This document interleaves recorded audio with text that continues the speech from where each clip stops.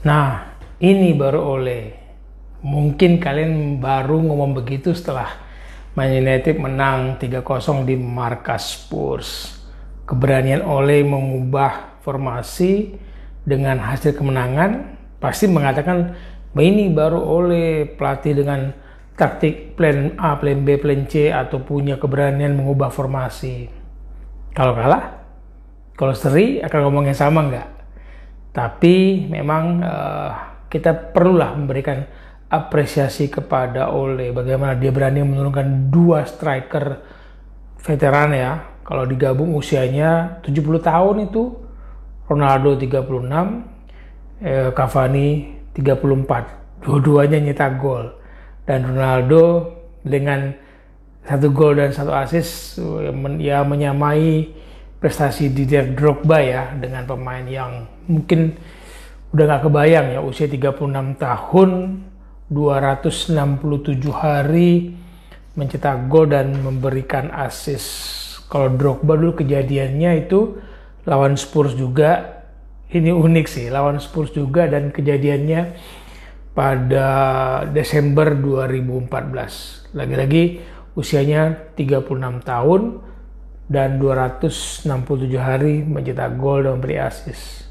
Kembali ke formasi yang dimainkan oleh Ole dengan 3 center back. Gue bingung sih sebenarnya. Bukankah di video sebelumnya, di What Witness sebelumnya, dan gue sampaikan juga di beberapa platform, di Metro TV, saya sampaikan juga bahwa bukankah dari 20 tim di Premier League musim ini, Spurs itu nomor 2 paling buruk dalam agresivitas melepaskan tembakan. Sebelum pertandingan ini mereka hanya melepaskan 94 tembakan dari 9 pertandingan, meskipun efektivitasnya mencapai 42%. Tapi 94 tembakan loh. Bandingkan dengan MU yang melepaskan 150 tembakan. Liverpool melepaskan 185 tembakan. Spurs hanya 94.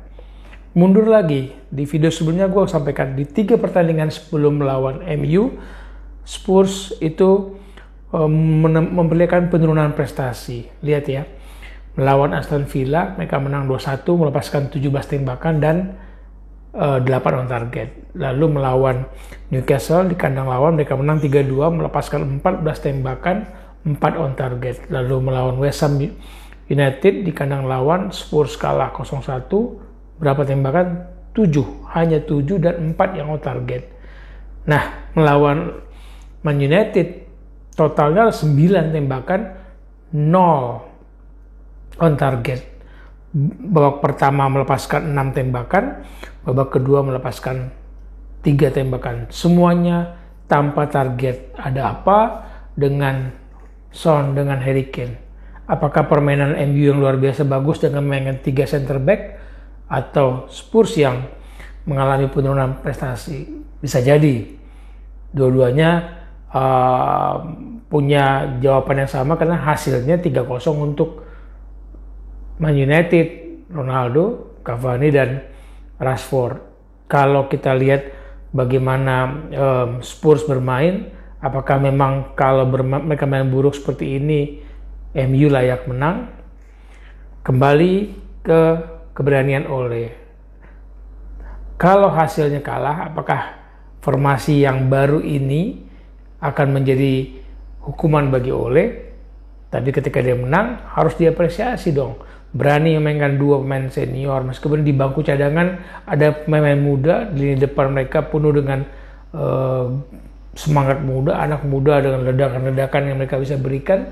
Tapi usia 36 tahun, 34 tahun adalah duet striker starting lineup yang dimainkan oleh Gunnar Solskjaer. Apakah ini memang melihat bahwa sejarahnya Ronaldo melawan Spurs itu kan 12 kali nggak terkalahkan, dan dia sudah mencetak 11 gol dari 19 pertemuan melawan Spurs, dan 12-nya tidak terkalahkan.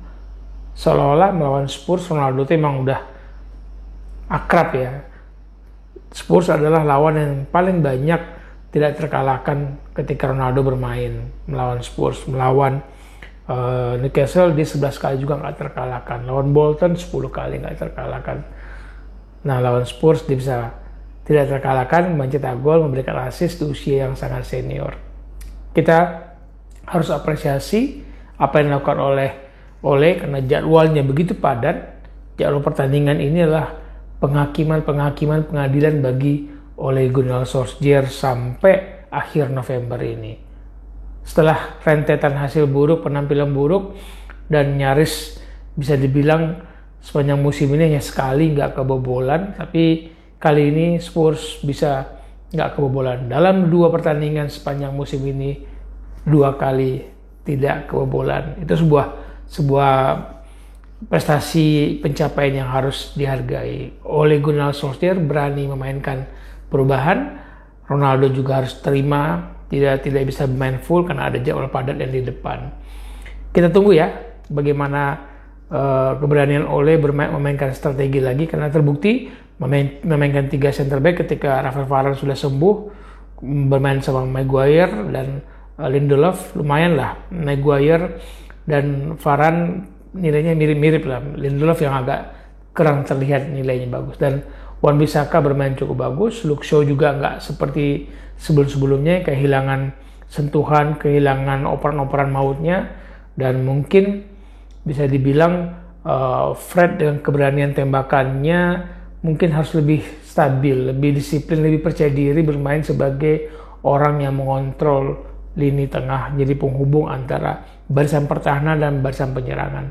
Kalau Fred bisa mainkan peran itu, paling tidak level lini tengah Man United tidak terlalu berbeda dengan pemburu-pemburu gelar La Liga lainnya, karena ada keseimbangan di situ.